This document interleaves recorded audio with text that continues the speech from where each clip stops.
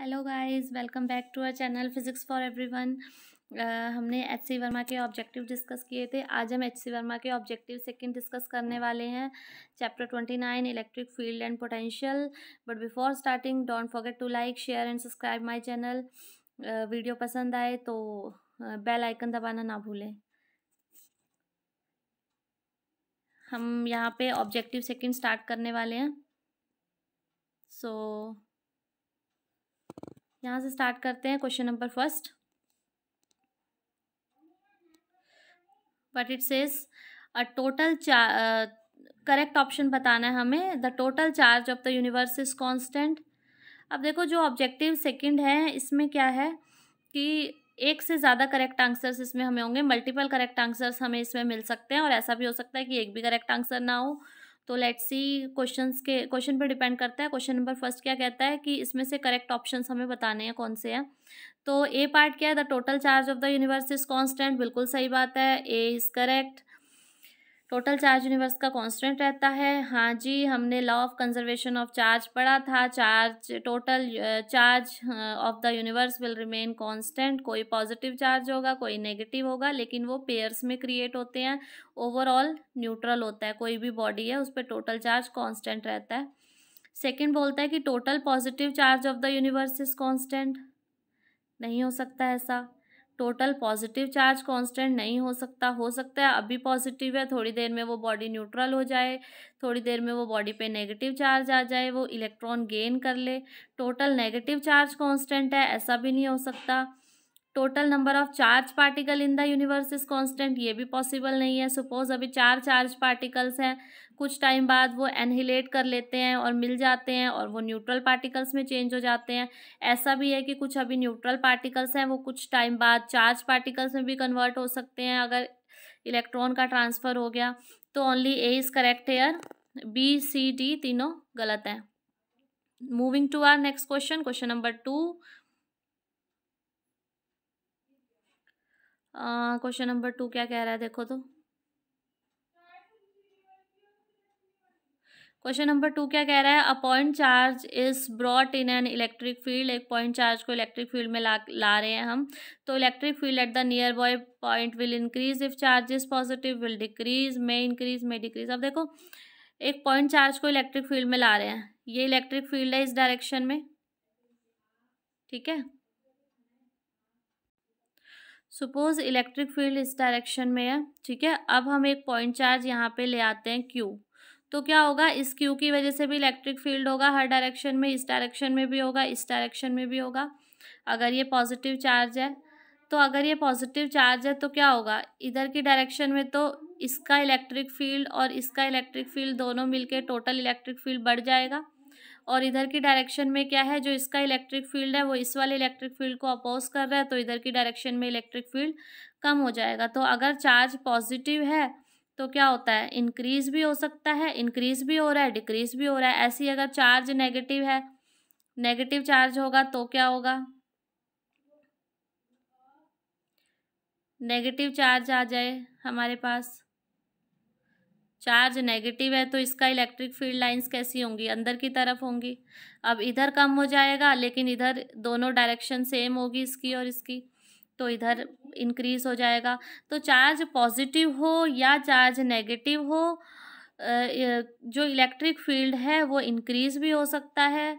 May increase if charge is positive and may decrease if charge is negative. will increase if charge is positive, will decrease। अब इसमें देखो, first वाले में क्या है, will increase if charge is positive. अगर charge positive होगा तो इंक्रीज होगा।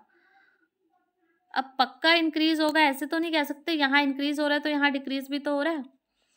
तो विल वाला नहीं करेंगे, मे इंक्रीज और मे डिक्रीज वाला हम कह सकते हैं कि नेगेटिव है तो इंक्रीज भी हो सकता है, डिक्रीज भी हो सकता है। तो मे इंक्रीज और डिक्रीज हम कह सकते हैं इसमें। तो C and D will be the correct answer. Now moving to our question number 4। क्या कह रहा है ये, the electric field and the electric potential at a point and E and V respectively are E and V respectively. ये 4 option हमें दिए हैं, बताना है कौन सा सही है कौन सा नहीं है। फर्स्ट ऑप्शन क्या है कि अगर इलेक्ट्रिक फील्ड 0 है तो we must be 0। Electric field 0 है, वी मस्ट बी 0। अब देखो हमने दो चार्ज लिए, एक यहाँ पे Q, एक यहाँ पे Q।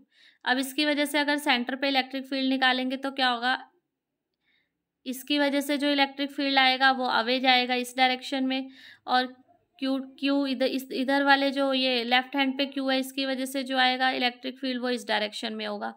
तो electric field equal and opposite हो जाएंगे, तो इलेक्ट्रिक फील्ड क्या होगा, ज़ीरो आ जाएगा। लेकिन V जो पोटेंशियल है वो एक स्केलर क्वांटिटी है, उसमें अगर हम निकालेंगे तो V क्या हो जाएगा, नॉट इक्वल टू ज़ीरो आएगा। V की यहाँ पर कुछ वैल्यू आएगी, ठीक है। तो E ज़ीरो होने पे V must be zero, E zero है तो V must be zero, V zero होना चाहिए, लेकिन ऐसा तो नहीं है, हमने अभी देख लिया, तो फर्स्ट तो गलत है। सेकंड क्या कह रहा है, if V is equal to zero E must be zero. अब V को भी ज़ीरो करके देख लेते हैं। देखो एक केस,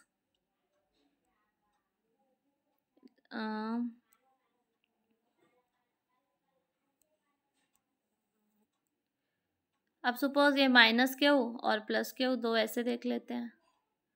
अब यहाँ पे सेंटर पे क्या होगा, V ज़ीरो हो जाएगा, क्योंकि V की इसकी माइनस क्यू की वजह से V की वैल्यू क्या आएगी, माइनस क्यू ओवर 4πε0r, और प्लस क्यू की वजह से क्या आएगी, प्लस क्यू ओवर 4πε0r, दोनों का सम करेंगे ज़ीरो आ जाएगा। लेकिन क्या यहाँ पर इलेक्ट्रिक फील्ड ज़ीरो होगा, नहीं होगा।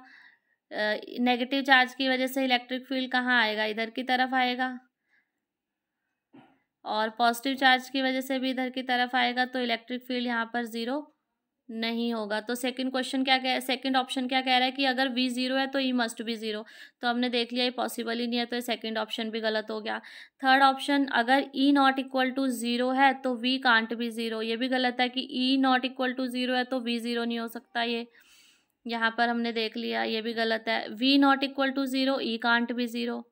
अब V नॉट इक्वल टू, ये फर्स्ट केस देख लिया, V अगर नॉट इक्वल टू ज़ीरो है तो E ज़ीरो नहीं हो सकता, ये उसने कहा है, लेकिन हमारा तो यहाँ पे E ज़ीरो हो रहा है, इसका मतलब ये ऑप्शन भी गलत है। तो इसका ऑप्शन नन ऑफ दीज आएगा, तो ये चारों ऑप्शन यहाँ पर गलत हैं इसके। Moving to our next question, question number fourth. इसमें क्या कहा है क्वेश्चन नंबर फोर्थ में, देखो, the electric potential decreases uniformly from 120 volt to 80 volt as one moves on the x-axis from x minus 1 to +1। ये -1 है, x एक्सिस है, ये -1 से +1 जाते हुए यहाँ पे इलेक्ट्रिक पोटेंशियल डिक्रीज हो रहा है 120 वोल्ट से, कहाँ पे जा रहा है ये 80 वोल्ट पे, ठीक है। तो इलेक्ट्रिक फील्ड पूछा है उसने ओरिजिन पे, must be equal to 20 volt per metre, may be greater than, may be less than. सबसे पहले तो इलेक्ट्रिक फील्ड निकाल लेंगे, यहाँ पे क्या आएगा हमारे पास, देखो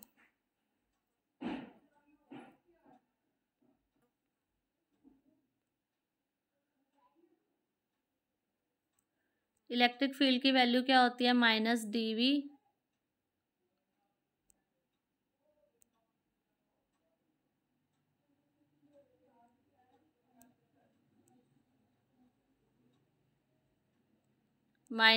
-dV/dx,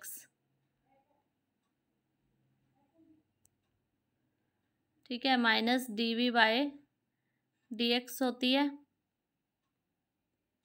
यहाँ से dV क्या आ रहा है, 120 से 80 जा रहा है, तो चेंज इन V क्या आ रहा है, 80 - 120, 80 - 120 कितना होगा, 40, ठीक है। तो -40 आएगा, और माइनस बाहर है तो ये पॉजिटिव हो जाएगा, तो E की वैल्यू यहाँ पे क्या आ जाएगी, 40 डिवाइड बाई dx, dx क्या है, -1 to +1, तो 1 -1 2 हो जाएगा, तो E की वैल्यू क्या आ जाएगी, 20, ठीक है। अब देखो 20 ऑप्शंस में हमें गिवन है कि नहीं है, बिल्कुल गिवन है। देखो, तो उसने कहा है कि must be equal to 20 volt per centimetre. अब बच्चे सॉल्व करेंगे और इसको टिक कराएंगे, जो कि बिल्कुल गलत हो जाएगा, ये गलत ऑप्शन है। हमारा 20 आंसर आया है, बट देखो उसने पूछा क्या है, इसमें मल्टीपल करेक्ट आंसर हैं जो ये ऑब्जेक्टिव्स है, तो इसमें हमें हर एक चीज़ को कंसीडर करके चलना पड़ेगा। यहाँ पे उसने कहा है the electric field the origin must be equal to 20, 20 है, 20 हो सकता है, लेकिन मस्ट भी नहीं हम यहाँ पे लगा सकते, ज़रूरी नहीं है 20 हो, क्या आपका 20 से ज़्यादा भी आ सकता है, 20 से कम भी आ सकता है। तो मे बी इक्वल टू 20, हाँ मे बी हम लगा सकते हैं, ये ऑप्शन सही होगा यहाँ पे, B option, may be equal to 20। अभी हमने देखा 20 आंसर आया। मे बी ग्रेटर देन 20 से ज़्यादा हो सकता है, तो हाँ ये भी सही आंसर आएगा। और लेस देन 20 नहीं हो सकता। अब ये कैसे सही है, ये देखो,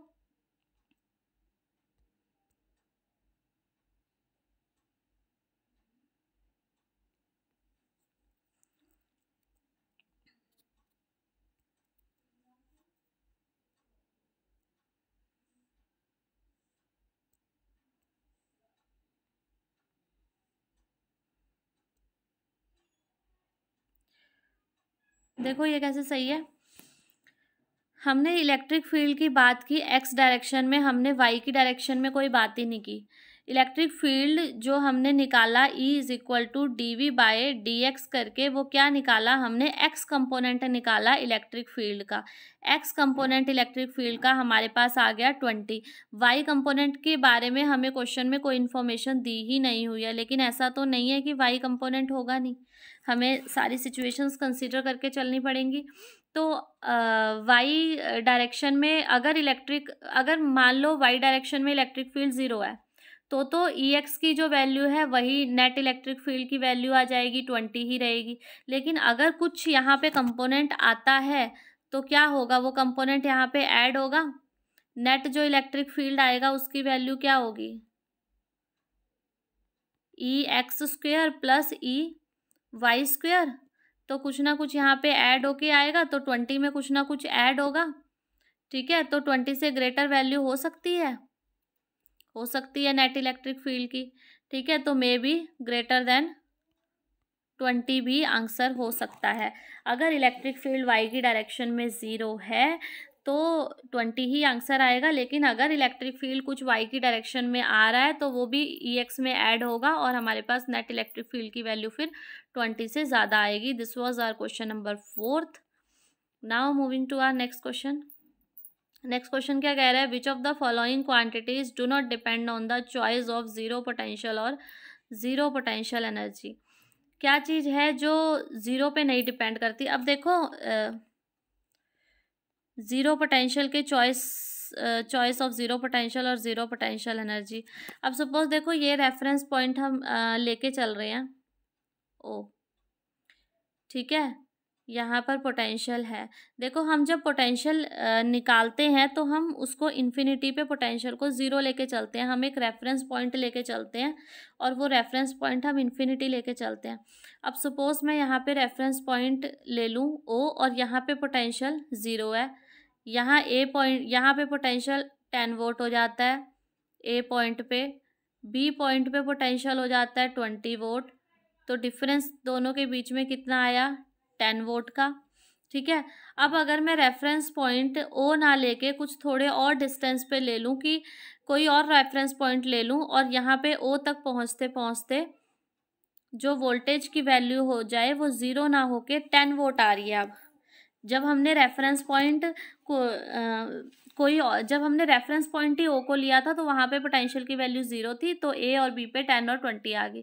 अब सपोज जहाँ रेफरेंस पॉइंट जो हमने कोई और ले लिया और ओ पे अब वैल्यू क्या आ रही है 10 वोल्ट, तो ए पे क्या हो जाएगी 10 और बढ़ जाएगी, ए पे अब क्या हो जाएगी 20 वोल्ट हो जाएगी और बी पे हो जाएगी 30 वोल्ट। लेकिन डिफरेंस इनके बीच में अभी भी क्या रहा, 10 वोल्ट। तो जो भी डिफरेंस आ रहा है वो कांस्टेंट रह रहा है, लेकिन जो एब्सोल्यूट वैल्यू है पोटेंशियल की वो हमेशा चेंज हो रही है, ठीक है। लेकिन डिफरेंस जो है वो हमेशा कांस्टेंट आ रहा है। तो रेफरेंस पॉइंट चेंज करने से जो डिफरेंस आ रहा है वो चेंज नहीं हो रहा है, जो एब्सोल्यूट वैल्यू है वो चेंज हो रही है। अब देखो पोटेंशियल एट अ पॉइंट, क्या पोटेंशियल चेंज हो रहा है, हाँ हो रहा है, ठीक है। तो पोटेंशियल इसने क्या कहा है, which of the following quantities do not depend on the choice of zero potential. अब वो जीरो पोटेंशियल कहाँ पे है, इस पे कौन सी क्वांटिटीज नहीं डिपेंड करती। पोटेंशियल तो डिपेंड कर रहा है ना, जीरो के चेंज होने के साथ पोटेंशियल तो चेंज हो रहा है, तो कौन सी नहीं डिपेंड करती उसने ये पूछा है, ये आंसर नहीं आएगा। तो कौन सी नहीं डिपेंड करती, पोटेंशियल डिफरेंस नहीं डिपेंड करता। ऐसी पोटेंशियल एनर्जी डिपेंड करेगी, लेकिन चेंज इन पोटेंशियल एनर्जी वो भी डिपेंड नहीं करेगी। जो भी एब्सोल्यूट वैल्यूज़ हैं वो डिपेंड नहीं करेंगी, और जो भी चेंज है या जहाँ पे डिफरेंस आ रहा है, जहाँ पे चेंज आ रहा है वो चीज़ें क्या होंगी, चेंज होंगी 0 जो चॉइस है हमने ली है उसके साथ। अब देखो नेक्स्ट क्वेश्चन क्या है, question number 6, an electric dipole is placed in an electric field generated by a point charge. एक पॉइंट चार्ज है, उस पॉइंट चार्ज की वजह से इलेक्ट्रिक फील्ड जनरेट हो रहा है, तो उसकी वजह से हमने इलेक्ट्रिक डायपोल के बारे में कुछ बताना है कि इलेक्ट्रिक डायपोल यहाँ पर हमने रख दिया इस फील्ड के अंदर, तो इलेक्ट्रिक फोर्स क्या हो गया या टॉर्क क्या होगा। अब देखो ए ऑप्शन क्या कह रहा है कि the net electric force on the dipole must be zero, कि जो इलेक्ट्रिक डायपोल हमने रखा है उस पे जो नेट फोर्स होगा वो जीरो होगा। क्या हो सकता है, देखो हमने यहाँ पे सपोज डायपोल रख दिया, अब यहाँ पर इलेक्ट्रिक फोर्स की वैल्यू क्या होगी, क्यू ई होगी, इधर भी क्यू ई होगी, ठीक है। अगर ये इक्वल और अपोजिट बन भी जाते हैं, ये अपोजिट बन भी जाते हैं तब भी ये इक्वल नहीं हो सकते, क्योंकि ये जो इलेक्ट्रिक फील्ड है ये रेडियली आउटवर्ड है पॉइंट चार्ज की वजह से, तो इलेक्ट्रिक फील्ड की वैल्यू भी इंक्रीज हो रही है जैसे जैसे हम दूर जा रहे हैं, नहीं जैसे जैसे हम दूर जा रहे हैं इलेक्ट्रिक फील्ड की वैल्यू कम हो रही है, आर इंक्रीज हो रहा है, ई की वैल्यू कम हो रही है, तो बाहर जहाँ पे आउटर लाइंस कम है, डेंसिटी कम है लाइंस की, वहाँ पे इलेक्ट्रिक फील्ड कम होगा, इलेक्ट्रिक फील्ड कम होगा तो फोर्स भी कम होगा, तो मतलब दोनों फोर्स आपस में कैंसिल ही नहीं कर पाएंगे, तो the net electric force on the dipole must be zero, कि वो जीरो ही होगा ऐसा हम नहीं कह सकते, तो ये तो गलत है फर्स्ट। सेकंड क्या कह रहा है, net electric force on the dipole में भी जीरो, हाँ में भी जीरो हो सकता है, सपोज हमने वो डायपोल ऐसे रखा है, ये ओरिएंटेशन है, अच्छा में भी जीरो भी नहीं हो सकता,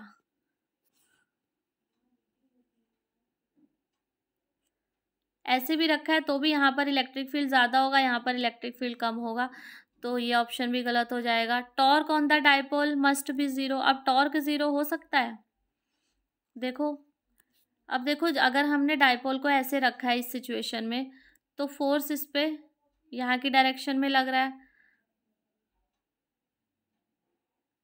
और आर इस डायरेक्शन में है,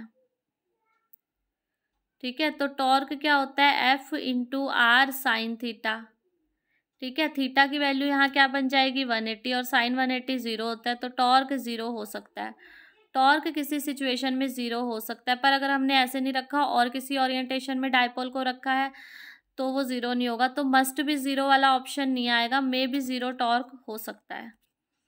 moving to our next question, question number 7, a proton and an electron are placed in an uniform electric field, एक इलेक्ट्रिक फील्ड है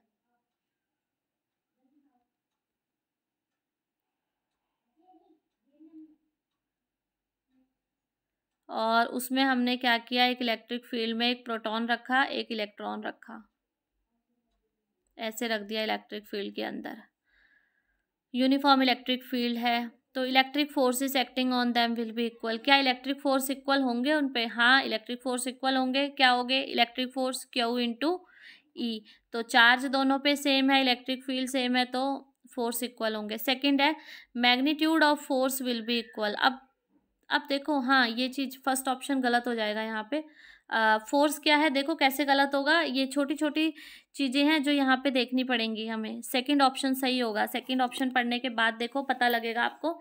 उसने अब यहाँ पे फोर्स के मैग्नीट्यूड की बात कर दी, फोर्स एक वेक्टर क्वांटिटी है, फोर्स एक वेक्टर क्वांटिटी है तो उसका कुछ मैग्नीट्यूड भी होगा और डायरेक्शन भी होगी, तो फोर्स की वैल्यू यहाँ पे क्या होगी, क्यू इंटू ई, दोनों पे चार्ज सेम है, इलेक्ट्रिक फील्ड सेम है, तो फोर्स का मैग्नीट्यूड सेम आ जाएगा, लेकिन फोर्स की डायरेक्शन अपोजिट होगी, क्योंकि एक पे चार्ज माइनस क्यू आएगा और एक पे चार्ज प्लस क्यू आएगा, इलेक्ट्रॉन पे माइनस क्यू चार्ज आएगा और प्रोटॉन पे प्लस क्यू चार्ज आएगा, ठीक है, तो एक इलेक्ट्रिक फील्ड की अपोजिट डायरेक्शन में मूव करेगा, एक इलेक्ट्रिक फील्ड की डायरेक्शन में मूव करेगा, तो दोनों पे, तो हम ये नहीं कह पाएंगे कि force acting on the them will be equal, क्योंकि फोर्स एक वेक्टर क्वांटिटी है, उसका मैग्नीट्यूड भी है, डायरेक्शन भी है, तो डायरेक्शन अपोजिट है, इसलिए हम इसको नहीं कह सकते इक्वल है, लेकिन हाँ फोर्स का मैग्नीट्यूड इक्वल है ये हम कह सकते हैं।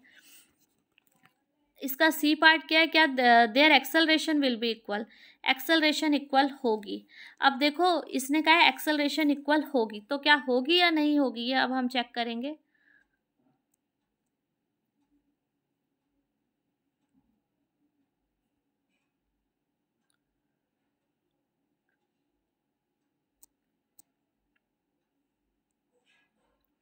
एक्सेलरेशन, देखो एक्सेलरेशन क्या होता है, एफ बाय एम, ठीक है। तो एफ का तो मैग्नीट्यूड इक्वल ही है, लेकिन एक्सेलरेशन भी वेक्टर क्वांटिटी है, ये भी ध्यान रखना। देखो मास, इलेक्ट्रॉन और प्रोटॉन का मास डिफरेंट है, तो एक्सेलरेशन तो वैसे ही डिफरेंट होगी, तो विल बी इक्वल का है, इसने गलत का है।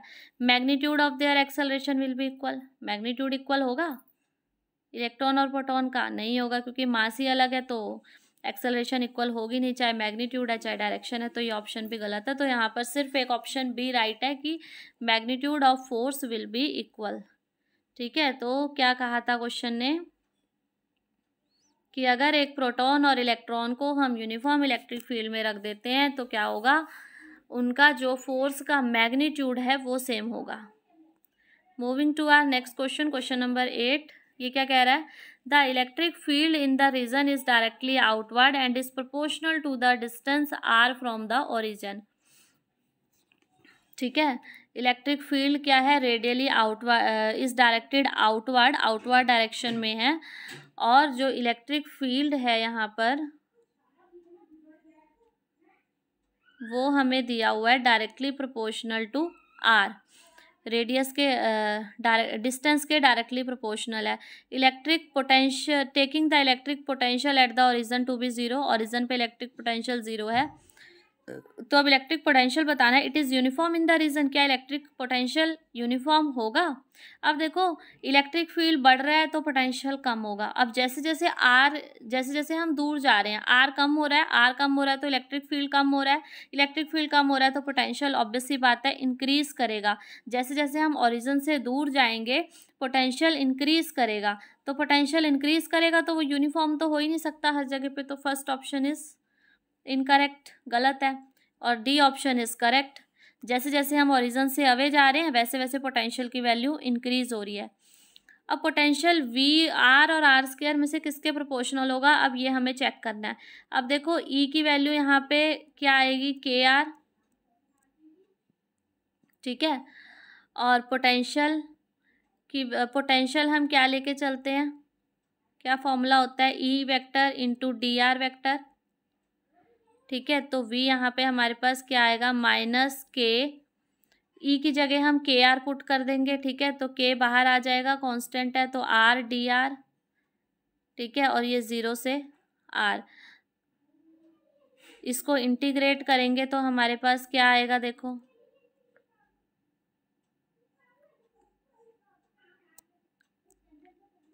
v की वैल्यू क्या आएगी, माइनस के आर स्क्वायर, आर का इंटीग्रेशन करेंगे तो क्या आ जाएगा, आर स्क्वायर बाय 2, तो v की वैल्यू आएगी माइनस के आर स्क्वायर बाय 2 प्लस सी, कोई भी कांस्टेंट। तो यहाँ पे v देखो किसके प्रोपोर्शनल है, आर स्क्वायर के, तो पोटेंशियल आर के प्रोपोर्शनल नहीं है, पोटेंशियल किसके प्रोपोर्शनल है, आर स्क्वायर के। एक बार और देख लो, ई डायरेक्टली प्रोपोर्शनल टू हमें आर गिवन था, तो यहाँ पे ई की वैल्यू क्या आ गई, के आर आ गई। वी पोटेंशियल का फॉर्मूला होता है minus E vector dot D R vector, तो ई की वैल्यू हमने यहाँ के आर सब्सटीट्यूट की, के कांस्टेंट है, इंटीग्रेशन से बाहर आ गया, इंटीग्रेशन किसका होगा, आर का, तो आर का इंटीग्रेशन किया तो आर स्क्वायर बाय 2, तो वी जो है वो डायरेक्टली प्रोपोर्शनल किसके आ गया, आर स्क्वायर के। तो यहाँ पे क्या ऑप्शन होगा, प्रोपोर्शनल टू आर स्क्वायर, ये वाला भी गलत हो जाएगा, तो ऑप्शन सी और डी करेक्ट हो जाएंगे, ए और बी इनकरेक्ट ऑप्शन है यहाँ पे। सो ये थे 8 objective question, objective second HC. Verma के। ऑब्जेक्टिव 1 हमने लास्ट वीडियो में डिस्कस किए,